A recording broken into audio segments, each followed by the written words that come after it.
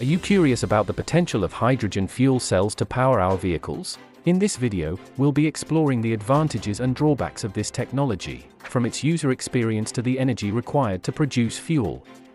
We'll also discuss the infrastructure necessary to run hydrogen-powered vehicles and the challenges of producing liquid hydrogen. By the end, you'll have a better understanding of whether hydrogen fuel cells are the answer to our transportation needs. You may have noticed that there are already hydrogen-powered automobiles on the market, such as the Toyota Mirai. Although these vehicles aren't as common as those powered by lithium, they have a number of advantages that suggest they will likely become a viable alternative once sufficient infrastructure is in place to run them. They function similarly to gas-powered automobiles from the user's perspective, which is one of their greatest advantages. The tank of the vehicle is filled with liquid hydrogen, which, along with oxygen, is fed into a fuel cell. The only waste product produced during the cell reaction is water vapor, which converts the hydrogen's chemical energy into mechanical energy needed to drive the vehicle. There are numerous obvious advantages to using a hydrogen-powered vehicle over a true battery-powered one, including the ability to refill a tank in a matter of minutes and a far greater range on a single charge than lithium vehicles can offer. However, there are a number of drawbacks as well, indicating that not everyone is convinced that this is a technology that can be used on a large scale, and requires a number of improvements before it can be used. The drawbacks of hydrogen fuel cells. The first is simply the cost of building hydrogen fuel cells and installing the necessary infrastructure. For instance, gas stations will need pumps that can dispense hydrogen fuel, which will require a significant upfront investment.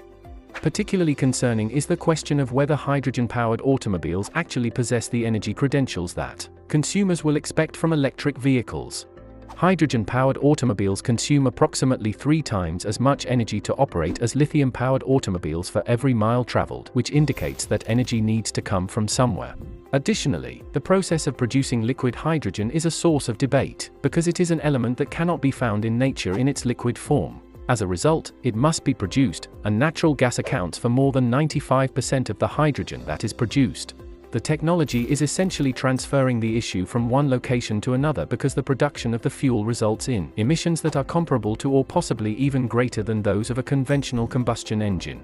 The electrolysis of water is one alternative method for producing hydrogen, but it is currently so expensive that it is not even close to being practical for everyday use as vehicle fuel. The demand for hydrogen would have to significantly rise in order for it to be worthwhile. Therefore, there is a risk associated with this technology that it will spread to the point where hydrogen with zero emissions is actually available.